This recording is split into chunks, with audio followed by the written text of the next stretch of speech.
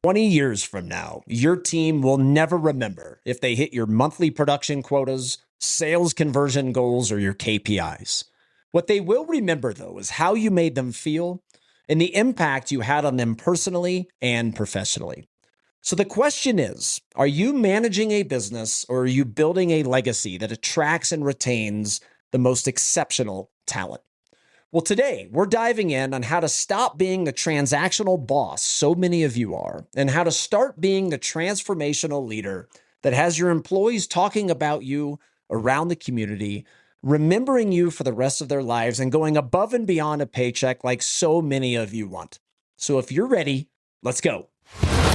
Welcome to the Brian Wright Show, a podcast that transforms the lives and businesses of all entrepreneurs, but dedicated to doctors that own their own practice. And now your host. He's a husband, father of two, founder and CEO of New Patient Group and Wright Chat, and a business consultant and speaker for Invisalign, OrthoFi, and others. Brian Wright.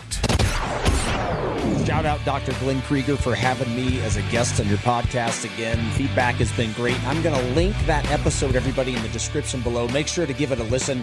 We dive into a lot of really good topics. Today, March has arrived, and the transactional boss versus transformational leadership. This one is a great piggyback off of the 4 parenting types of business.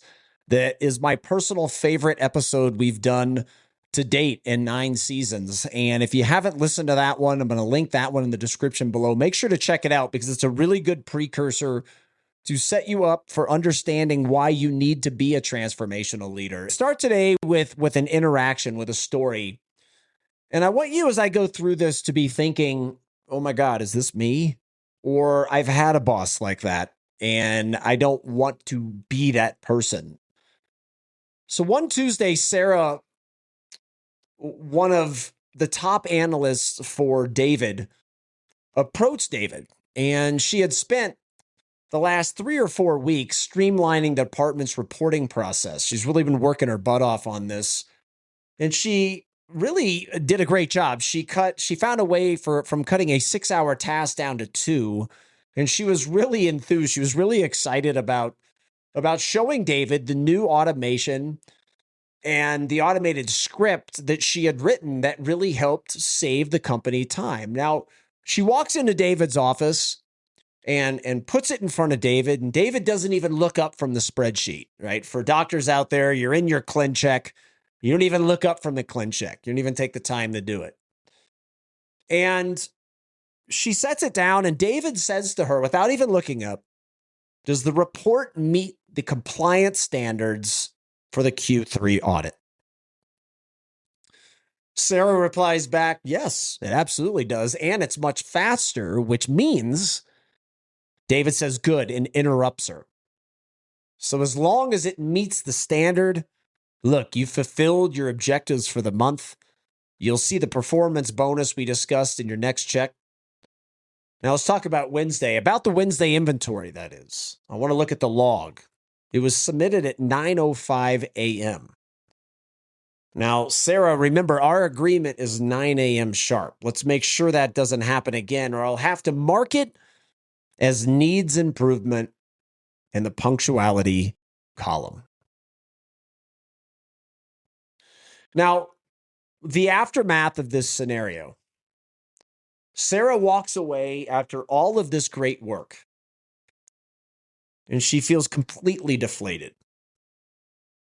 You know, David later on is asking himself, what's wrong with Sarah? Right? She's got her bonus, and I accepted her spreadsheet and the automated text that's going to save the company time. Why is she moping around? Why is she not going beyond like before? You know, Sarah feels deflated because she's innovated. She's saved the company hundreds of man hours and shown immense initiative. No one really even asked her to do this. This is something that Sarah did on her own. But see, to David, the transactional boss, the innovation was irrelevant. Didn't even cross his mind as being the best part of this.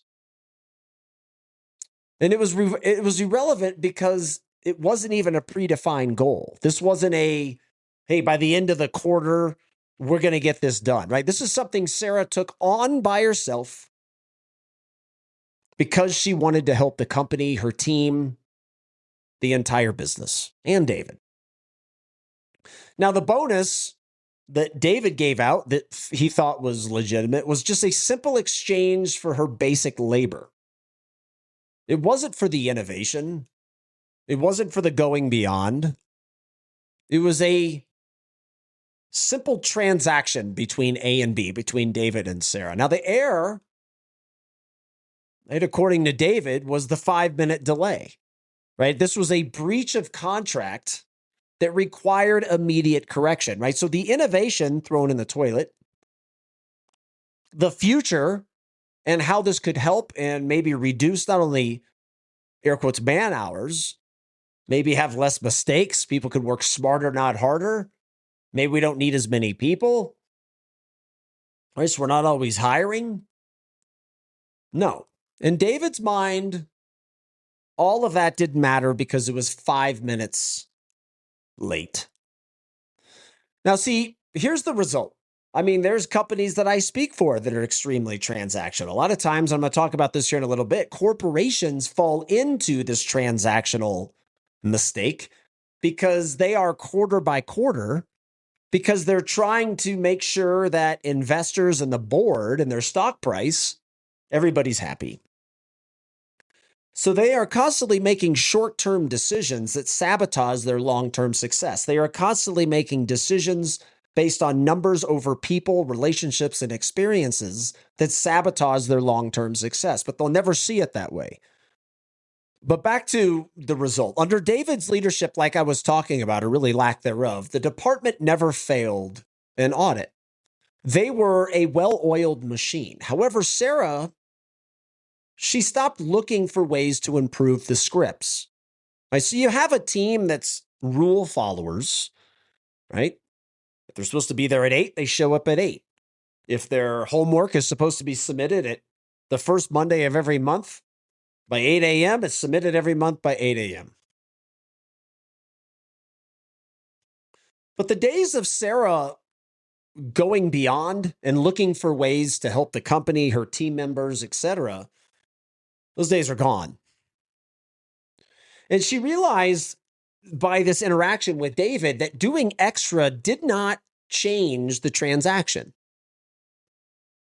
So therefore, she started arriving exactly at 8:59 because they were supposed to be there at 9. And she started leaving at exactly 5 p.m. because that's when the day was over. See, so many of you ask yourselves, every single time my employees do anything extra, they always want to be paid for it. Where's the innovation from my team? Why don't they care? Why don't they show initiative? Why don't they show up early, stay late, work beyond a paycheck? So many of you ask yourselves that question. Well, David, he was happy because the metrics were stable. So many of you are like this, right? If you're hitting your production goal, you may be in a good mood that month, right? If you're hitting your production goal, you may not even be looking to invest in help because maybe you should have produced 30% more, but to you hit your goal, so okay. But see, David and many of you never realized that he had traded his team's potential for the mere compliance. See, by Sarah doing this, think about the potential that she brought to the table. And the reaction by David that crushed the innovation, the thinking, the going beyond, crushed it. So because you're meeting maybe some transactional goals, and in this case, and what I'm talking about, the way David is leading, air quotes, because he's not leading at all, is that eventually the transactional boss and this transactional mindset will eventually cause the numbers to drop as well. Because everything is about numbers, compliance. It is not about innovation, and vision, and mindset, and inspiration, and helping change an industry. Right? The vision isn't there, the mission isn't there.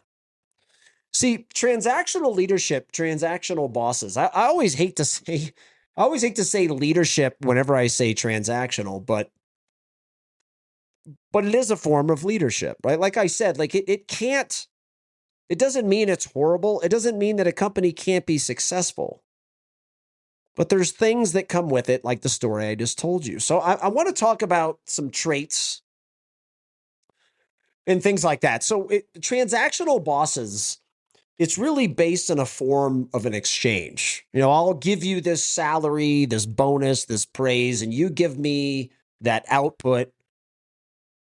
Be compliant. Make sure you're working the right hours. And this happens inside our niche, inside your practices. You give me your money in exchange, I'll put you in Invisalign, right? And I'll do a great job. I'll put you in braces, I'll do a great job. Whatever it is, whether type of doctor, right? You pay me money, I'll put food in your table. You pay me money, I'll give you a hotel room, right? It's pragmatic and it's very structured. A lot of you can fall into the transactional boss, transactional leader. If you do things like this, this is how you can know that you're making this mistake. And I want you, as I'm going through this, have you ever worked for a boss like this? Are you a boss like this? Do you try to lead this way? And can you understand, like the story of David and Sarah that I just told you, why somebody like Sarah, because part of the aftermath is Sarah's now looking for another job. Not only is she not going to go beyond and come up with new ideas and work harder and help support her team members, right? She's going to be in a corner and she's just going to show up and leave, do her work, be compliant. And it just holds the innovation. It holds the progress. It holds all these great things that your people could help you achieve. It never happens. And then guess what? Those people, they don't work there anymore. And can you understand why great people wouldn't want to work for David, even though numbers are being hit and things like this? So many office managers are like this. So many organizations are like this. So many doctor business owners are like this. And so many owners in all other kind of businesses that we help are like this too.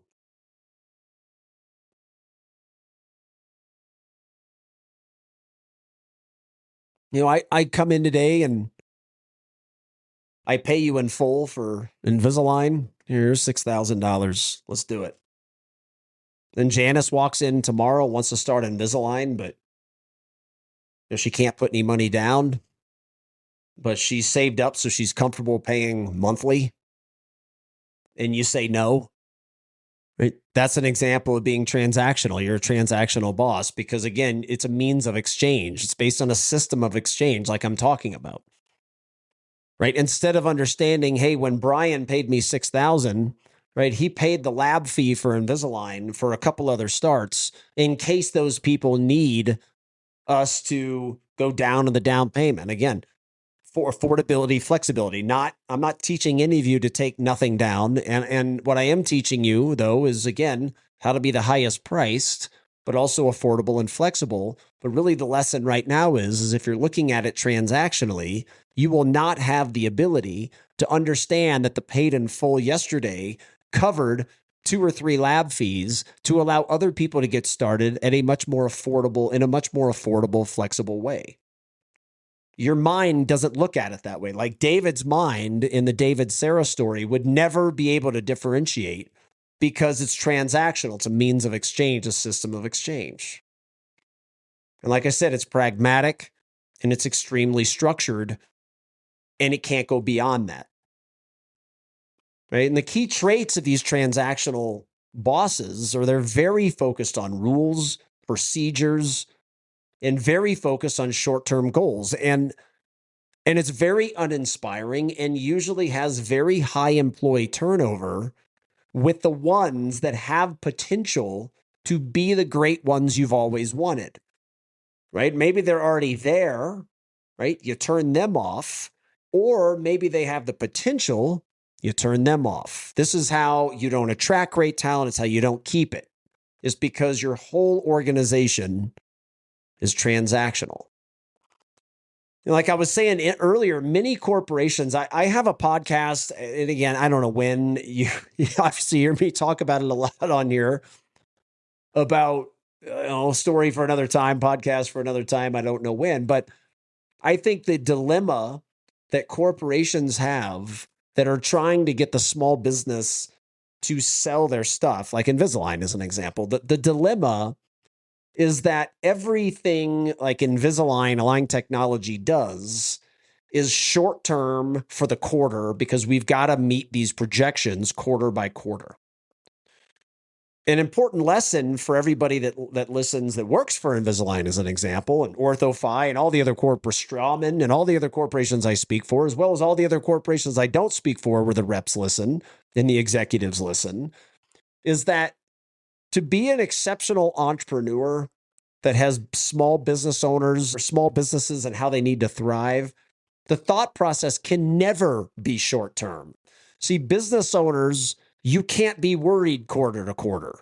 Your decisions today need to have an impact in a year. Doesn't mean that you won't see the result for a year, but that's what the long-term thinking is. 2 years, 3 years. Like if I'm going to start outsourcing more, if I'm going to go higher share to chair with Invisalign, those kind of things are not short-term decisions and they're not going to see short-term results. Transactional companies, transactional corporations, transactional entrepreneurs, transactional bosses aren't going to be able to see a year from now and able to stomach, maybe we're going to have 11 months of the numbers being down because everything's changing and all of it's changing with the focus on the vision, new job descriptions, a whole new way of doing it, right? We're going to have to get rid of some employees that just won't come around.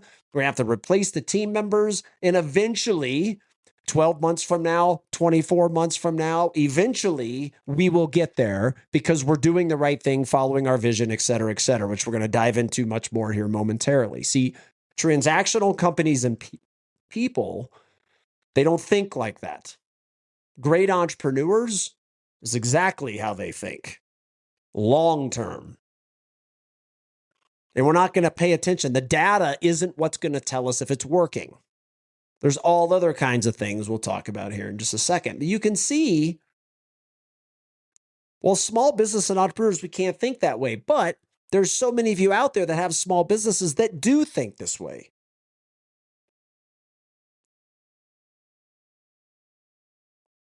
Oftentimes, and you hear me talk about this all the time on how numbers on paper are liars. But if you listen to the college professors that have never owned a business in their life, they teach people that if the numbers don't show it, if you don't see it on numbers, then it isn't true. If you don't see the numbers on paper, then it isn't true.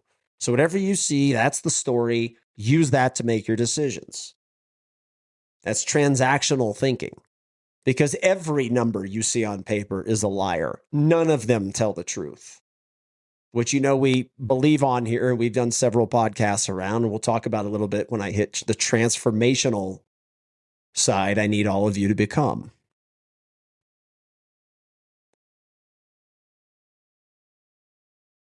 These people oftentimes, too, are tripping over dollars to pick up pennies all day long because they can't differentiate cost versus an investment. They don't understand how costs help you keep your doors open today. But an investment produces a return on your time, efficiency, effort, production, revenue, sales, whatever, new customers, new patients, whatever it may be. Right? You can never put those into one category, but that's how so many of you do, and it's how all the corporations do it. Money going out versus money coming in. Right? You fail to realize that some of that money going out is creating the money coming in. That's an investment. Right? You're never going to look at, again, buying a stock and go, well, that's a cost. So that's an investment. There's a return on that, which is exactly why your cost and investment, money going out, that is, can never be categorized into one column. It's asinine that anybody would count those in one column. That's how all the corporations do it. So that's how almost every practice in our niche out there does it. Almost every restaurant, any other type of business we help, how they do it. Then that defines your profit. It's all bull. It's all bogus. Especially because as an entrepreneur, part of your goal is to make more and work less. right? So you have to be investing in things that's going to allow you to make more and work less. That is not the same as your electricity bill or an employee that's not a rock star, right? They're just helping you keep the doors open today. Those kind of things. Transactional bosses don't have the well-being of their team. Like burnout is a huge part of businesses run by transactional bosses. Burnout is a big thing. They don't have the well-being of their employees in mind. They haven't really taken it into account, and they haven't taken it into account, or maybe they have, but it's placed in the back burner compared to sales quotas, production numbers, and other numbers. Like again, going back, this is why a lot of corporations have such high turnover, right? They're putting quotas ahead of the employee's well-being. Now, this is not to say that the quotas don't matter in production and revenue and sales and quarterly goals and a stock price. Of course, all of it matters. But there's a way to get those things on autopilot, and being transactional isn't part of that recipe. You know, if you go ask most transactional boss, what are the names of the kids of the 6 people on your team, they have no idea. You know, go to any one of your people and tell me what their favorite food is. They have no idea. Are they married? What's their husband's name? No idea. What's their kid's favorite sport? No idea. You know, how did they grow up? Did they grow up with supportive parents? Did they grow up poor, rough upbringing? No idea. Because that kind of stuff in their mind has nothing to do with the performance and the overall statistics. Quotas, are you being compliant? But, like I said, there's some pros. It's an incredibly efficient for high stakes, routine driven environments like emergency rooms, right? Manufacturing, deliveries, which I'm going to be bringing up in one of my all-time favorite stories in just a minute when we transition over to the transformational. The cons are everything I've said, right? It can stifle creativity. It can lead to burnout because the human element is secondary. You know, this is back in the day. There are several, if you ever watch Airplane Disasters, it's a great show. And I like it because, you know, flying planes, like having my license like I do, I enjoy watching it because you're watching all these experienced pilots. Most of them are commercial on there. And what the show does is recreate all of the crashes throughout history. So they have actors as the pilots and the passengers and all that stuff. And it's interesting because the pilots do a lot of really stupid things, and it kind of keeps my mind fresh on how dangerous it can be. It doesn't have to be, but if a pilot with thousands of hours makes a mistake when the heat is on, you know, it really makes you look in the mirror and go, hey, you can make this mistake. You need to study. You need to be better. Well, there are crashes throughout history that happened because the pilots were tired, right? They made bad decisions because they were tired. They were burnt out. But the leadership, for lack thereof, was thinking, how many more hours can we get out of them? How many more flights can we get? Right? They're thinking transactionally because they want to see more revenue, sales, profit, right? So they don't pay attention to the well-being of their people. They overwork them.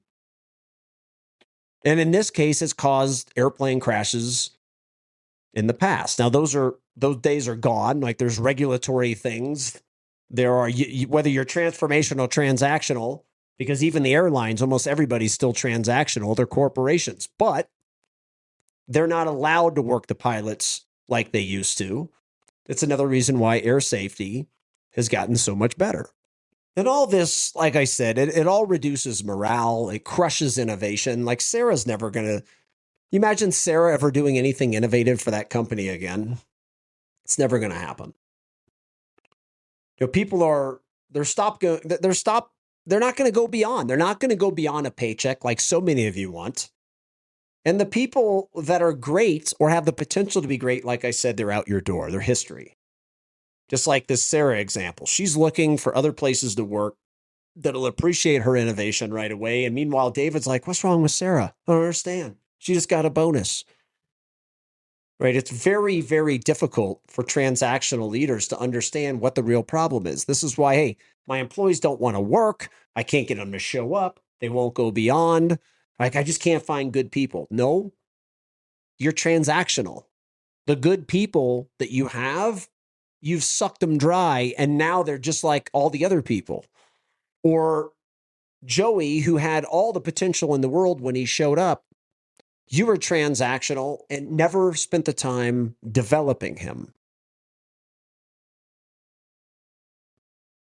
That, among many other reasons, are where your issues are. One of my favorite stories of all time that fits so perfectly into what we're talking about is Howard Schultz, CEO of Starbucks, and his healthcare mission for all.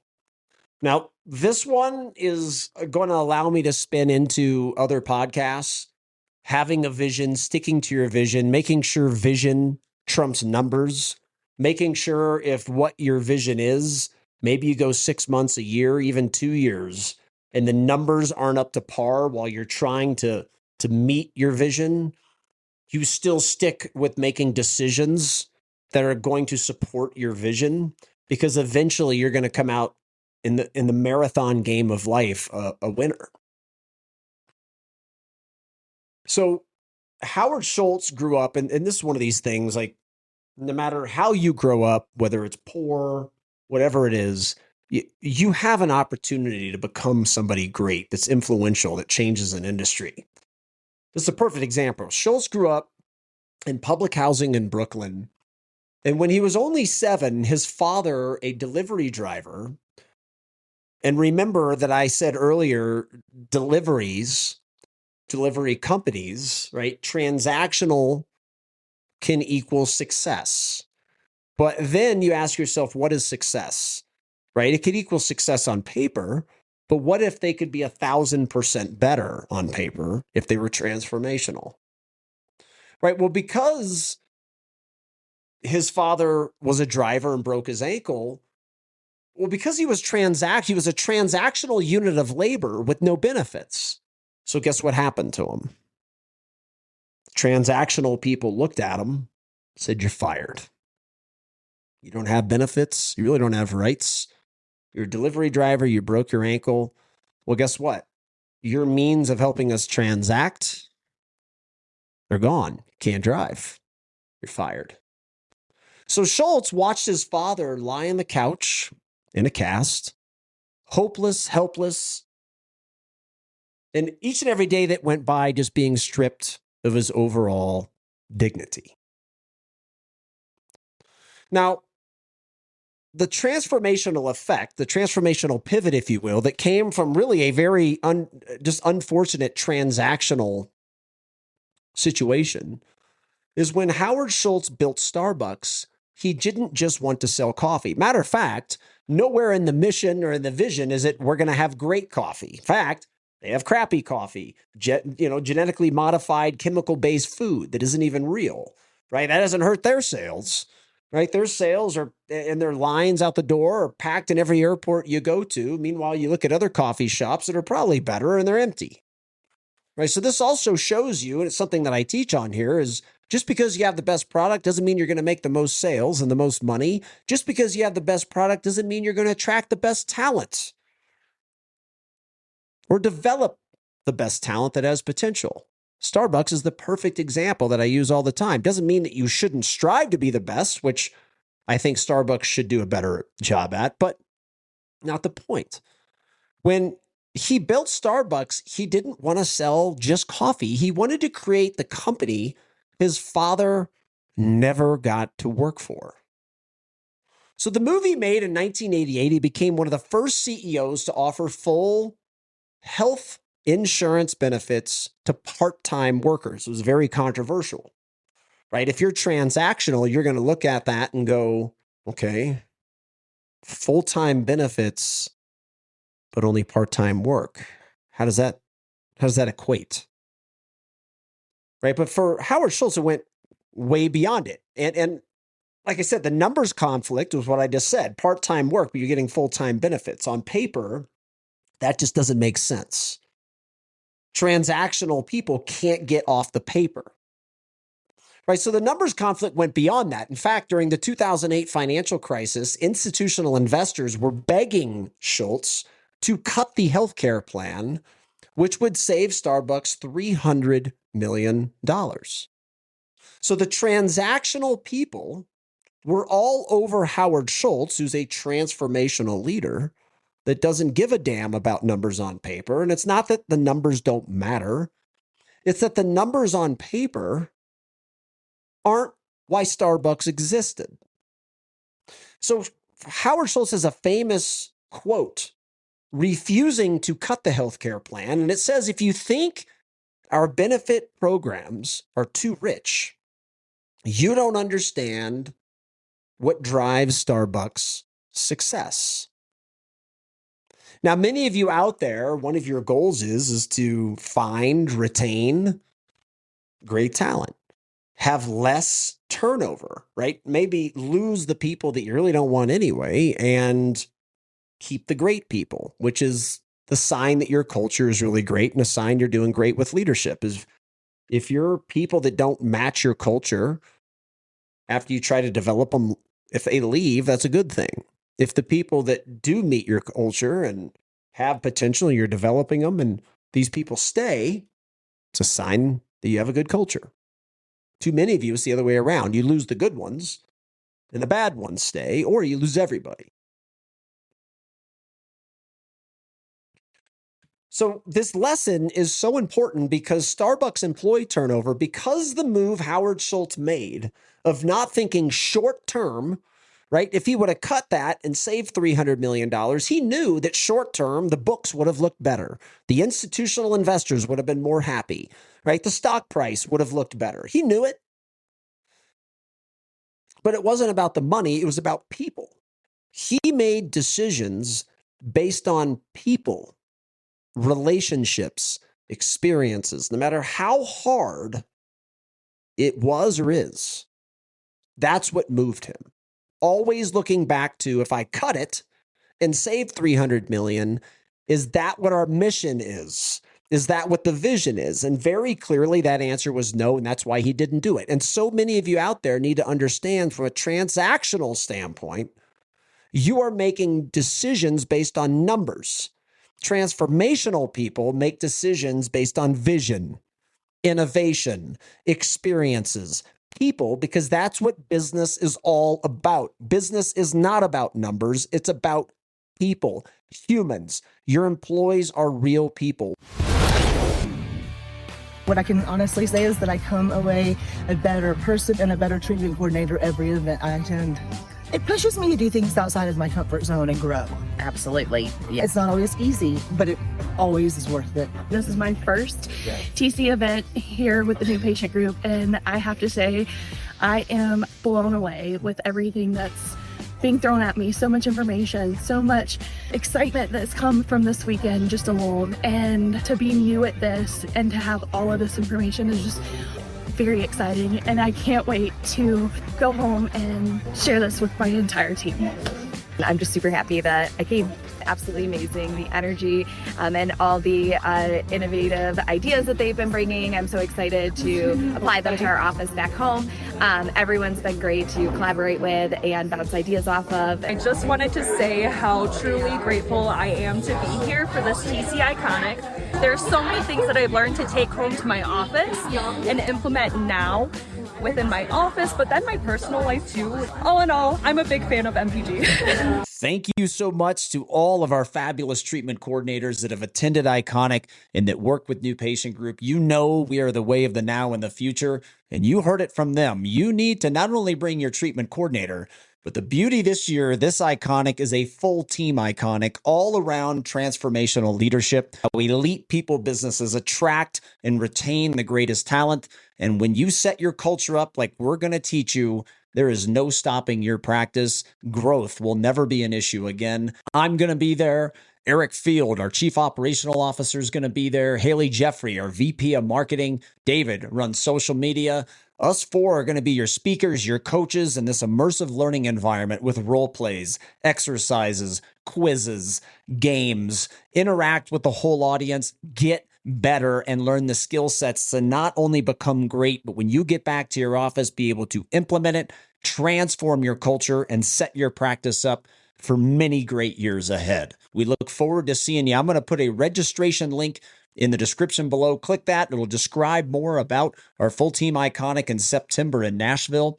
It's going to let you know all the registration details. You can even buy tickets right online. So if you're enjoying today's podcast, we're going to take it to a whole nother level in September in Nashville for the iconic transformation event. Bring your whole team. We'll see you there. And now let's get back to today's episode. So even though the numbers on paper would have looked good, he also knew, one, like I said, wasn't what his mission was, but two, he also knew that was short term.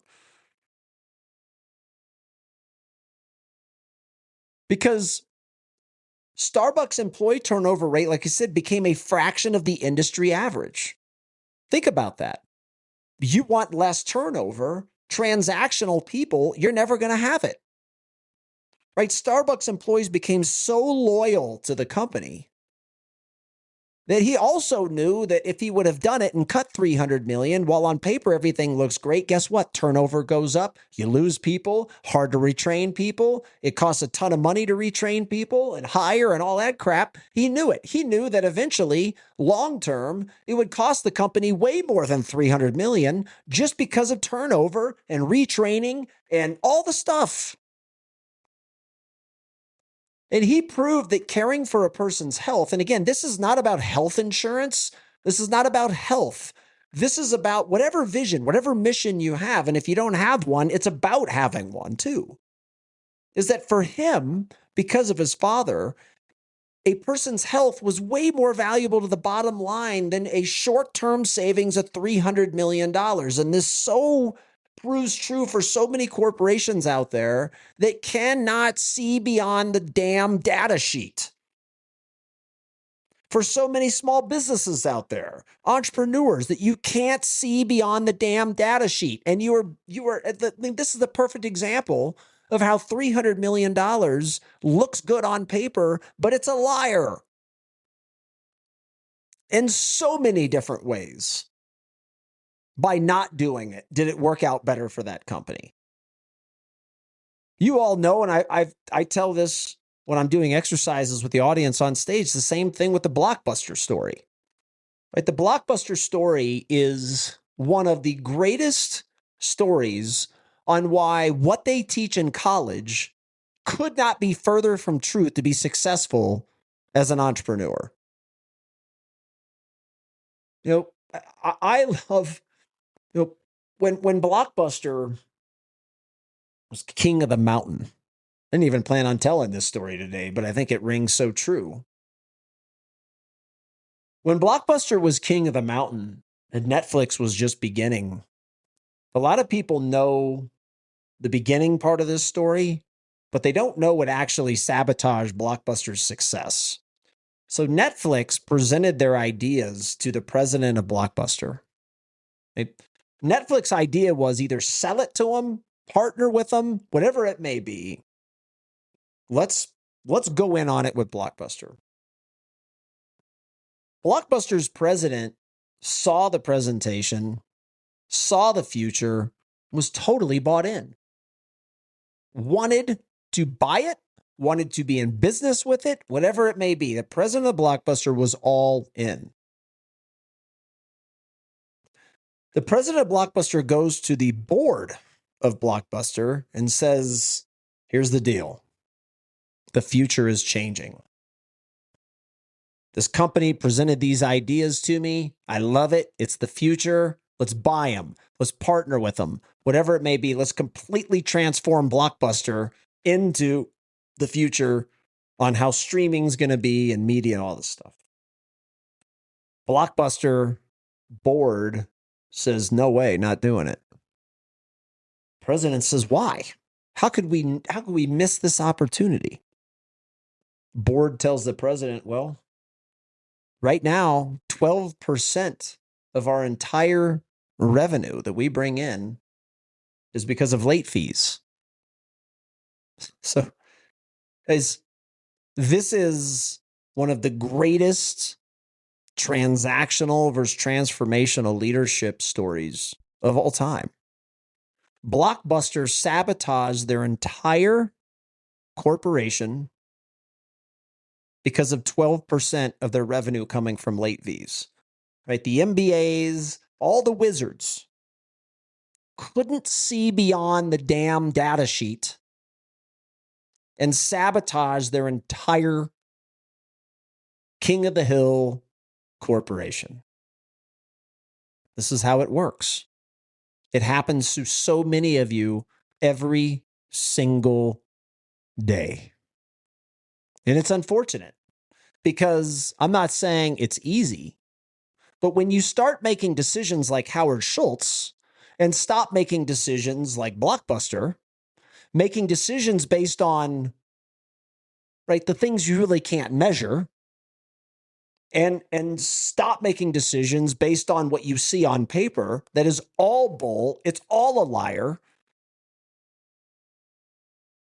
And this goes back to why the smartest business people in the world don't have a college degree. 75% of billionaires, no college degree, right? They're lifelong learners. They go against what the majority do. They're constantly learning, constantly innovating. They make investments in the innovation. They do everything to get their product in somebody's hands, not because of the sale, not because of the number, but because they want to transform an industry, transform the world, transform whatever. You get the point.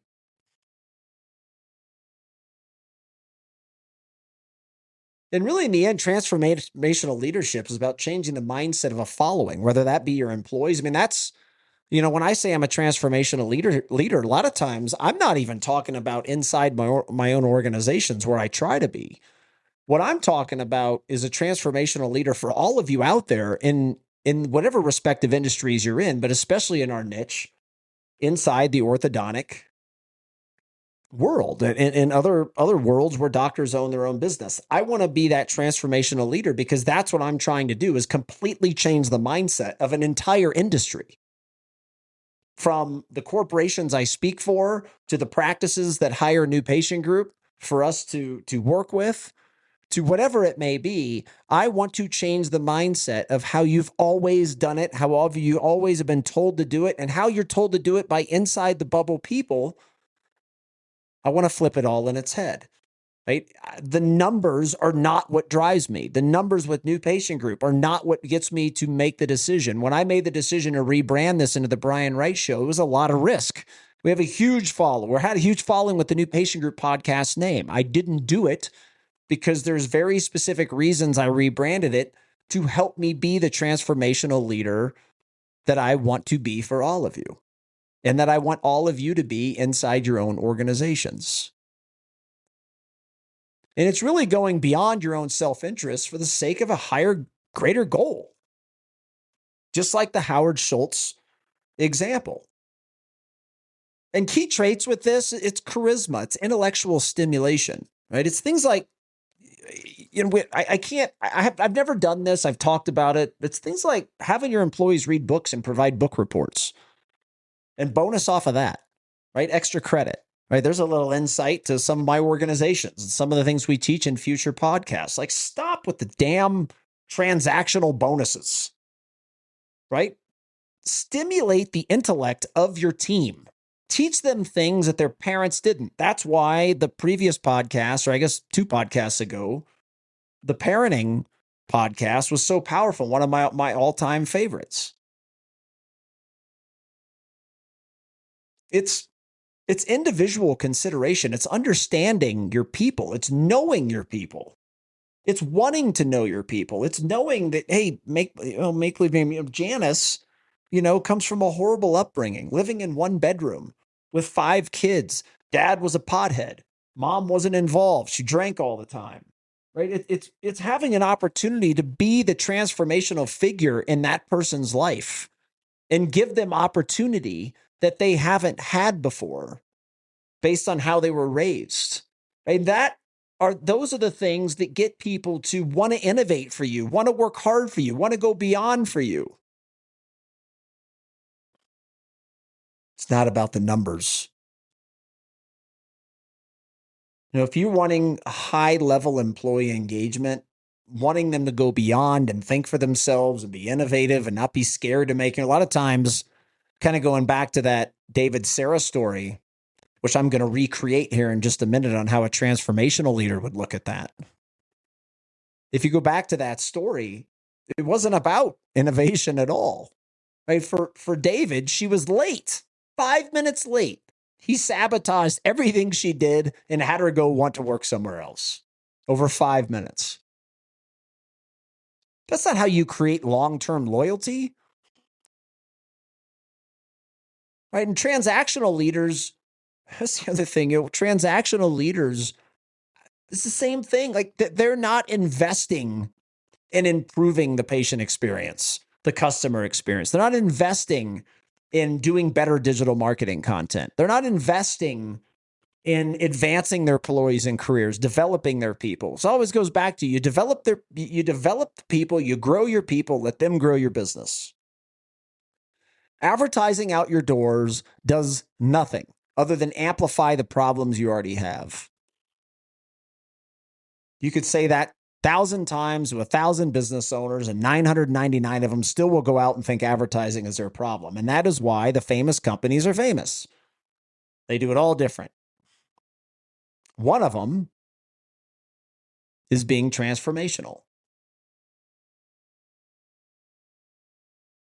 The long-term loyalty is always nice. Finding great people. I guess the cons of being a transformational leader, and I live in this, because the cons are, when you push people to be better because you care, when you make them go beyond because they have it in them to become something great.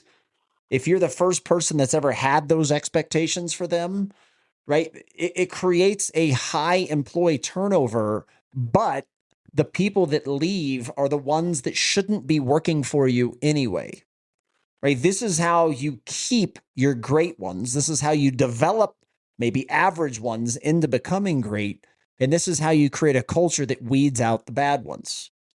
Or maybe they're not bad people. They just don't fit your culture and the vision and what you're trying to do for your customer, your patient, whatever it may be. And it's hard to maintain, right? Like this podcast, we haven't done, and I keep telling all of you out there, more guests are coming, and they are. It's just been timing conflicts, and I'm working my best on it, but coming up with new ideas for all of you. I mean, I not really having guests. We're in season 9. I can't tell you how many hours I spend studying and organizing and trying to come up with new things for all of you. It's exhausting. Trying to change all of your mindset to stop seeking advice from inside your bubble people. Stop asking your peers for permission to do things. Pick a vision, get a mission, find companies that are going to help you achieve it, and go do it regardless of what your peers think. That's what you do. That's a transformational leader. Easier said than done for many of you, especially in the consumer bell curve. If you're not fitting in the innovator or the early adopter and you're falling in the majority or laggards, you're the ones calling, asking for permission all the time. It is exhausting trying to change mindsets. It is exhausting trying to develop your people. It is exhausting trying to teach your people good life skills so they're making good decisions in their personal life, which sets them up to become a better employee when they walk through the door, vice versa, making sure that they're working hard, their mindset at work, and they're going beyond, and they're being bonus, not just for numbers, but for, again, going beyond, like Sarah. Right? She went beyond. She wasn't even asked to do it. Right? The bonus should be for going beyond, the innovation. It shouldn't be for the number or the fact that it met the Q3 audit that David said in that story. And it's also hard because you have to stick to it even when numbers are crap. Think about that. It's just, there's so many things about being transformational that like you can't be in a bad mood. Like you've got to be the motivator. You have to be the innovator. You always got to be coming up with new ideas. You've always have to be selling the new idea. You always have to be selling the new mindset. Or you've got to be doing all that, even if your company's in the crapper. You know, whether your company's in the crap, like it's easy when the company's doing great, but if your practice is in the crapper, being this type of leader is freaking hard. That's why it's also a trained skill set. That's why most people, when the plane is working well, anybody can fly a plane. That's why most people, regardless, you know, can call an outer safe call at first base when everything's going great. But whenever the shit hits the fan in the airplane, or whenever someone's screaming at you in your face in front of 60,000 people, then the next thing that you do, right? There's not many people that can do that. Just like this, there's not many transformational leaders because it's hard. It's easy to pay somebody $5,000 a month for pay-per-click and tell everybody to just show up on time, leave early, leave on time, do your job, be compliant, meet your audits. That's easy. But it doesn't get the most out of people. It comes with higher turnover. Your numbers, even if you hit quotas, will never be what they otherwise could. You will always be sabotaging your long-term success for short-term possible gain. You're never going to have an impact in people's lives. You know, so many of you know some of the stories with my other company, Wright. So many of you know the backgrounds because, you know, we've had people talk at our iconic event. And so many of you know how much I care about them. So many of you, and you can't hide that. You can't lie about that. But so many of you just, are we going to meet our new patient goals? Where's our production for the month? That's all you talk about. Hey guys, we're short on production. We need a couple more starts. Everybody bust it. Blah, blah, blah.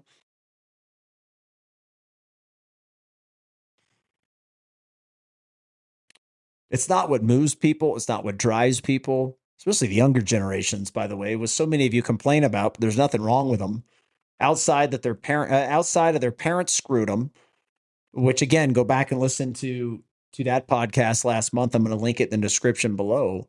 Outside of their parents screwing them, the media and schools screwing them, and the fact that we live in a form of socialism, you know, there's nowhere in the world where socialism exists where people go above and beyond and get the most out of themselves and find their unique talents and hold themselves accountable and do the right things and sacrifice so they can make more later and they can move up the ranks and advance their career, right? That doesn't exist in socialism. Never has, never will. And that's one of the reasons we're falling into the trap here of people don't want to work as hard, right? And that stuff is true, which means you've got to be the transformational leader in order to develop them, change their mindset, get the most out of them, because unfortunately their parents didn't, the media brainwashed them, the schools brainwashed them, and now you're stuck with them as a business owner, and you can either complain and whine about it or become the transformational leader that I need all of you to become. Know your people. Ask them if they're okay. They're real people. They have real problems. Teach them about finances because a lot of the hourly employees, they make dumb ones every day. And I'll give you a quick example is that they show up every day with Starbucks coffee and Starbucks breakfast, and then they go out to lunch. Guess what? If you're being paid $36,000 or $40,000 a year, you shouldn't do that. You should have coffee at home. You should make your lunches and bring that with you. It will save you so many thousands upon thousands of dollars over the course of your career that you could have invested, right? But they don't think that way. You got to teach them. Because if they thought that way, that means their parents taught them, right? School's not going to teach them any of that stuff.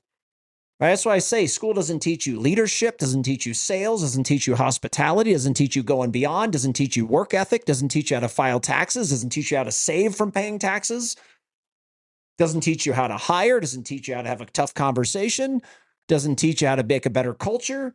I could go on and on and on why, in many ways, it's worthless. And I've got a business degree from Maryland. I think the whole thing's a joke. I wish I didn't even go. I did it to satisfy my parents because they wanted me to go. Went to business school, and literally every single thing I learned was a bunch of crap, bunch of transactional bullcrap.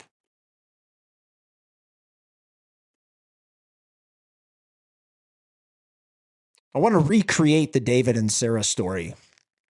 And then I want to bring up some quizzes, if you will, some questions, if you will. I'm going to use Elena this time, not David. So Sarah approaches Elena with the same news. She's automated a 6-hour task down to 2. She's nervous about this, though, because she technically spent time on the script instead of her assigned filing. Okay, so I want you to see what just happened. Right? Sarah went off the cuff, and instead of doing what her, I guess, the compliant way of doing it, and see, this is why so many transactional people, you screw yourself. Because you look at paper and hey, everything looks good. You look at your compliance data and everything seems efficient. Everything's well oiled, right? But your people aren't going on. It's like an assembly line, right? It's like government workers. Like they're never going to go beyond. They check in, they check out, blah, blah, blah. If you ever want your people to go beyond for you and come up with ideas that are great, right? You can't be transactional. Just like this, like you saw, like Sarah, based on David's interaction, she's friggin' nervous. She's like, oh my God, I know I should have been doing something else that was my actual job, right? But I didn't. I went beyond that and I delivered something that's going to save us a lot of hours. Right? So let's look at the interaction, right? She shows that to Elena. Now, Elena pushes her ClinCheck aside, right? Her keyboard aside, right? So the orthos listening out there, right? You're in your ClinCheck for Invisalign or whatever aligner you're doing. And you're like, you know what? My employee wants my time. I'll push that aside. Right. So Elena pushes her keyboard aside and gives Sarah her full attention. Right? You did what now? Show me. I want to learn more. So as Sarah demonstrates the script, Elena doesn't just check for compliance. She looks at the potential of both what Sarah has done, but also Sarah, the potential that Sarah could have to do more of this, right? To keep going beyond for the organization, right? To get a promotion, whatever it may be. She's now looking at Sarah's like, whoa, like we have somebody here that we need to spend time developing. So as Sarah demonstrates this script, as I said, Elena doesn't just look at it as compliance. She looks at the potential. So Sarah, this just isn't a time saver for our department, she says. If we scale this, we could free up the entire regional team. Hell, we could free up the entire company from grunt work. And we can go, and this is why I teach all of you outsourcing, by the way, off the cuff from my story, is that all of you are in it every day doing grunt work. When if you outsource, let them do the grunt work, you could reinvest your time into things that grow your freaking business, your practice.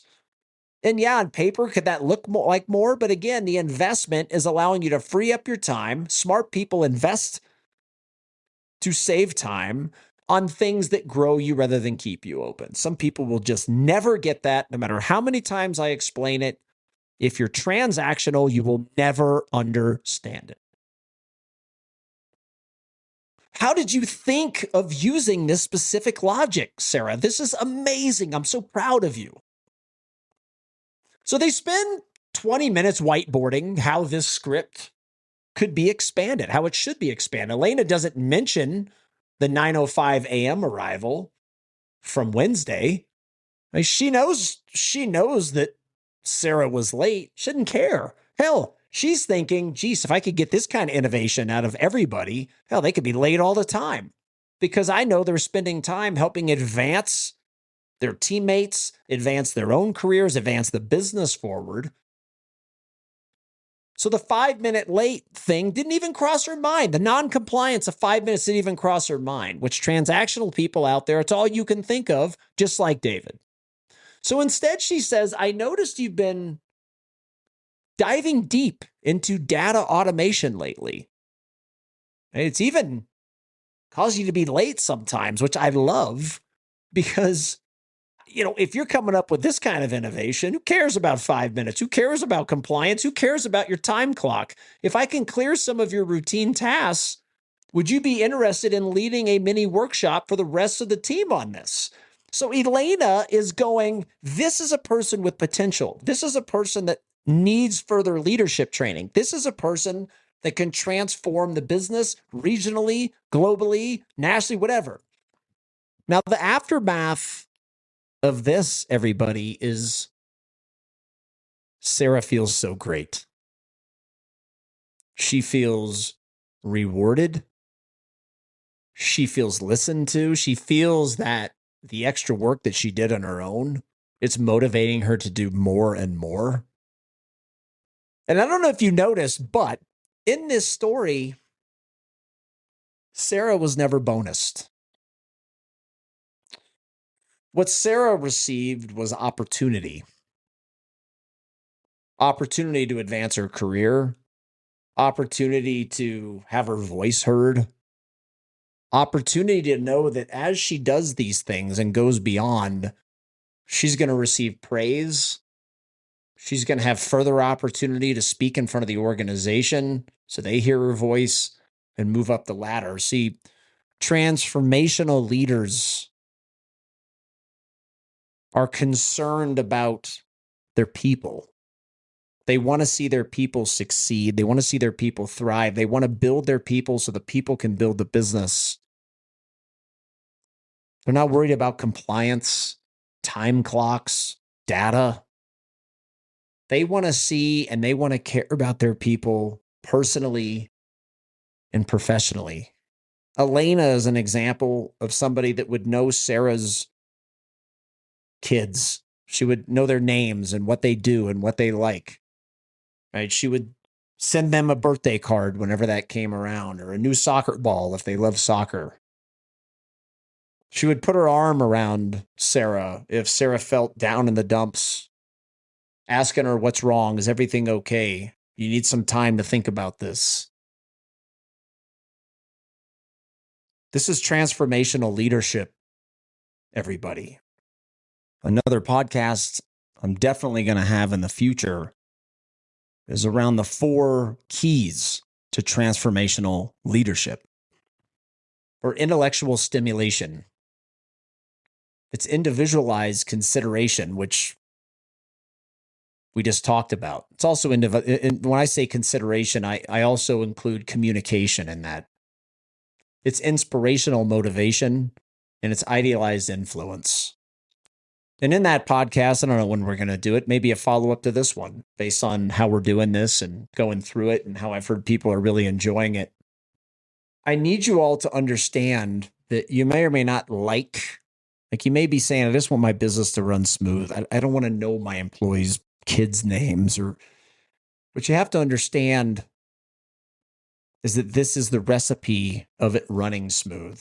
And it's not a recipe that has 3 ingredients. It's not a recipe that has 10. There's hundreds of things that go into transformational leadership and other things that are going to get it there, but you can't be transactional and have the impact on your customers, your employees, your patients, and the industry that you survive in.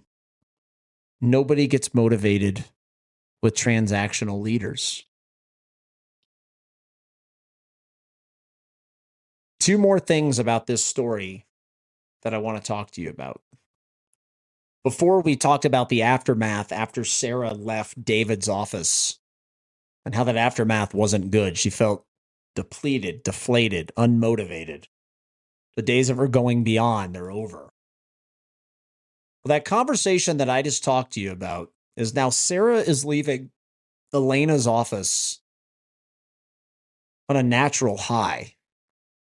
She doesn't need the drugs to do it. She may need the drugs after leaving David's office, but she's on a natural high leaving Elena's. She wasn't just told that she did a good job. She was told her contribution mattered. And see, in Elena's eyes, the innovation was seen as a sign of leadership, not a deviation from the script, if you will, not a deviation from compliance. because Sarah knew she was supposed to be doing something else, but she chose to do something else. And Elena loved it. The relationship shifted from boss and employee to mentor. And this is why this podcast is going to just bring us into so many others. Because the mentor piece is a sign of leadership, everybody. Your best clinical assistant in the back shouldn't be in a leadership role unless they're being trained on how to coach and how to be a mentor and give feedback and make other people better. Like a mentor-protege relationship. The goal was no longer just a paycheck for Sarah. It was the ripple effect of her working to help others. Now she's going beyond a paycheck. Where with David, not so much. So the result of that, so different than the David relationship, is Sarah doesn't just stick to the 9 to 5. She stays late on Tuesday because she's genuinely excited about the workshop.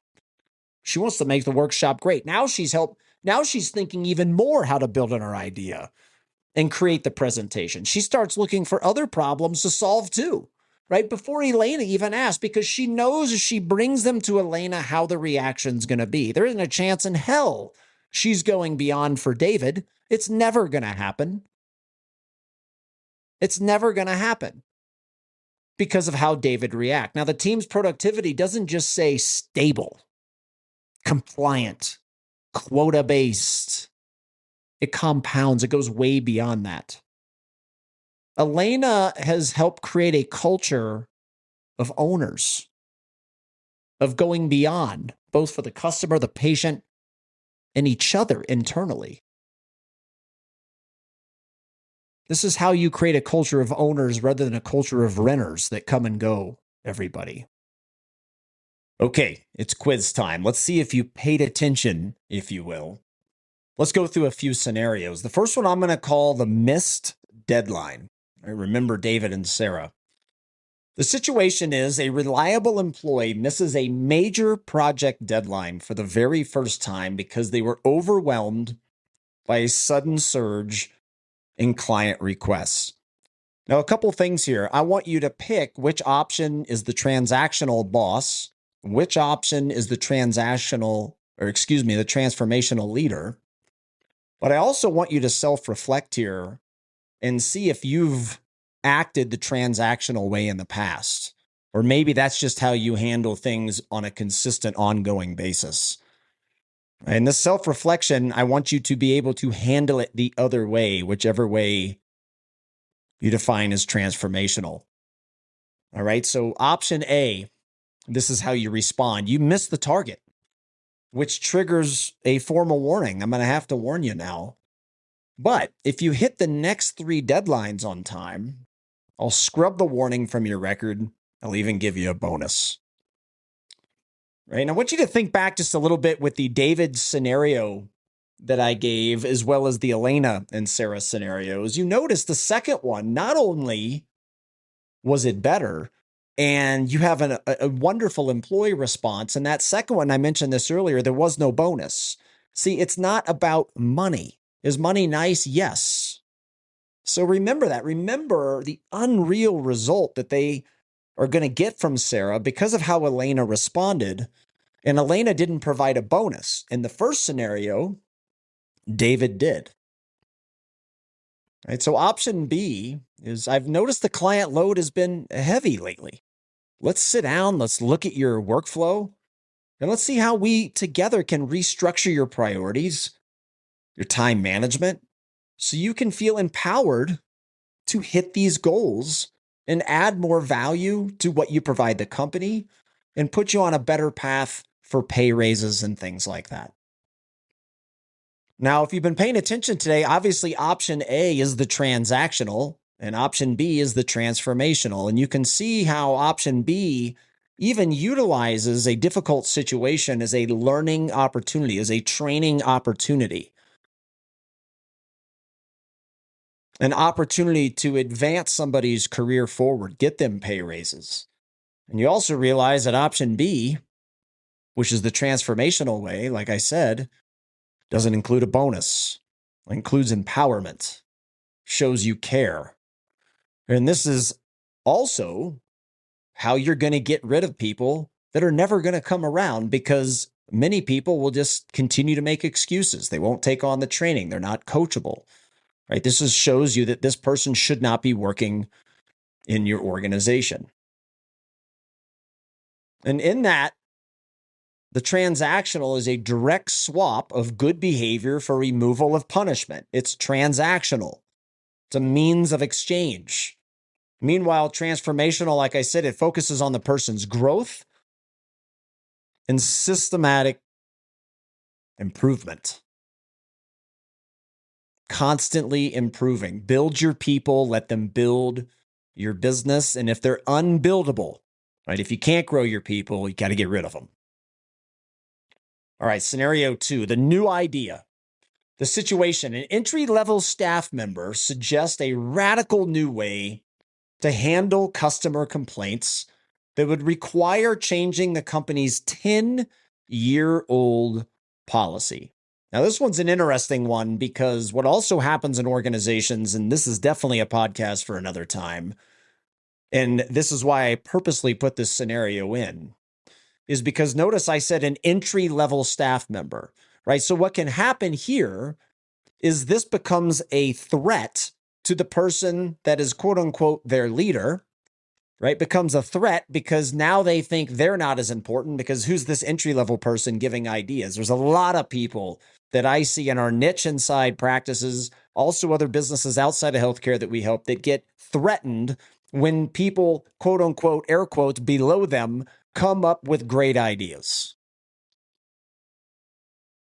And that's another one. You need to weed those people out of your organization. You need leaders that welcome new ideas, that get excited when people bring new ideas to them, not threatened. Right? So option A, this is how you respond. A current policy is tied to our ISO certification and our quarterly bonuses. So unless you can prove this won't lower our efficiency metrics, we need to stick to the manual. Boy, can't you just see? I can see so many of you out there responding that way, and arguably worse, I can see so many of the people that you have in leadership roles responding to their team that way, that just absolutely silences your team, buries their ideas, crushes their innovation. They will not come to you. They will shut down when you ask them questions. And then you sit there and go, boy, their attitude's not good. Or why aren't they showing up to work, motivated? Why aren't they going the extra mile? This happens all the time, everybody. You can see it. I know you can see it. And these are huge reasons why. It's the responses. Option B, wow, that's a bold perspective. Really proud of you. Matter of fact, it challenges how we have always done things, which I love, because that's how we get better for our customer. That's how we get better for our patient. It's how we get better for each other. It's how our organization, our business, our practice accomplishes something special beyond what we do. I tell you what, why don't you run a small pilot program with this week and present the results to the leadership team? I really look forward to it.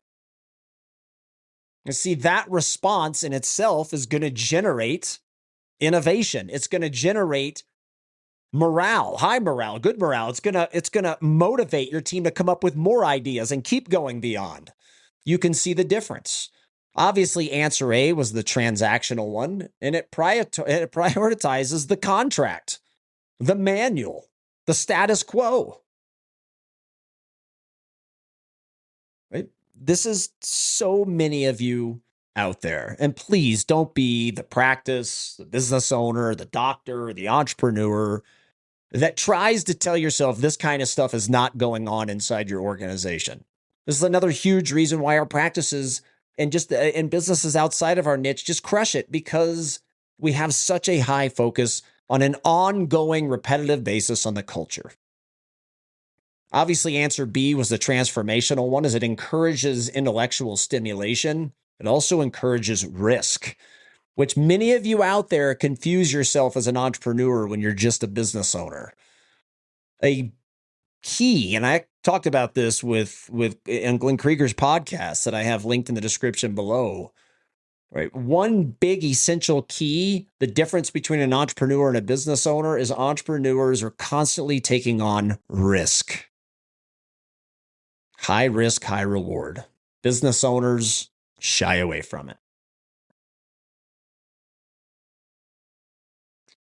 Let's take on another one. Next scenario, the emergency shift, let's call it. The situation is the team needs someone to work on a Saturday to finish a surprise fire drill project for a VIP client. Option A, you say, I need a volunteer for Saturday. Whoever comes in will get double time pay, a guaranteed Monday off, and an extra bonus. Okay. Leader 2, option B, is team, this client is critical to our mission of becoming the industry leader. If we pull this off, we prove we're the best in the business. Who's ready to step up and help us cross that finish line and deliver an unexpected go beyond experience for this very important client? And again, I want you to think, is money good? Of course, money's good. Everybody loves money. Right? And the ones who say they don't, I don't know. I don't know if they're telling us the truth. But again, don't you see the difference? Right? Again, option A is obviously transactional. It relies on the quid pro quo, if you will. This for that, the transaction, the exchange. I'll pay you this if you do this. I'll reward you this way if you do this. But option B is transformational, relies on inspirational motivation, a shared vision. And if you're talking that way on an ongoing basis and nobody volunteers, you don't have the right people. You don't have the right people. But if you have people that want to be developed, you already have good people that want to continue to strive to be better, somebody, if not everybody, is going to volunteer to come in that Saturday to make it happen. And then you know what? There's nothing wrong with rewarding them for a bonus, but you don't have to say it, right? There's nothing wrong. You come in Monday, you hand a $150 check and you say, Janice, thank you so much for making this happen. I'm so proud of you, right? It's after the fact. It's not promise. It's not transactional. It's not a means of exchange. We're going to end on this one. We're going to call it the annual review, scenario number 4. The situation. It is time for a high performer's yearly evaluation. Option A. This is how we do it. The review is you hit 105% of your sales quota. Per your contract, this entitles you to a 7% raise and a $5,000 bonus. Keep up these exact numbers next year, and you'll be rewarded again. Option B, your impact this year went beyond the numbers for your teammates, for me as your leader. Most importantly, our customers, our patients. And I would say even more important, I've noticed that you've become a real mentor to the juniors here, and you're making an impact in their life. You're making an impact in their career. A couple of your people under you have been promoted. They're making more money now. So where do you see yourself in 3 years? And how can I help you get the skills to get there? See, if you aren't giving reviews like that, everybody, obviously option B is the transformational. You're missing out on so much. See, the A response there, it's purely a financial exchange for performance. Again, a means of exchange, transactional. And B is transformational, is individualized consideration. I mentioned before, and I am going to do a podcast on those 4 essentials to becoming a transformational leader at some point. And your focus on long-term career pathing. See, you are guiding them, praising them, not around numbers, around people, experiences, innovation, making other people better. You're rewarding on that. You're creating bonuses around that. You're noticing it. You're giving praise for it. You're also asking them, where do they want to go? Where do you want to take your career? Because I want to be the one that helps you get there. I want to get you the training for it, the coaching for it. Ask yourself, how many of you give reviews like that? And it's probably not many. Stop being transactional, everybody. Business is not a means of exchange. It's not transactional. Business is about people. And there's a lot of things that come with that. I hope this changed your mindset. I'm really pumped about the parenting podcast of last month, rolling us into this topic. I'm very passionate about it, and I hope you walk away thinking differently. And I hope you reach out to New Patient Group. And I hope you let us come in to your practice this year, right now, and let us transform your culture. And let us train your people on these skill sets that we are so well known for, to build their skill sets and grow them so they can turn and grow your business. I'm excited to do it. Make sure to come to Iconic as well, because Iconic is going to just blow you away with the transformational leadership training that will have all the great people wanting to work for you, teach you how to retain them, and will grow your business, your practice, unlike anything you've ever experienced. Thanks for listening, everybody. Until next time, we'll see you soon. And do me a favor, thumb this up if you're watching on YouTube, make some comments, get some chatter going. If you're listening on the audio experience channels, as always, write us a 5-star review on whatever channel you're listening to. And until next time, we appreciate your support. We'll see you soon.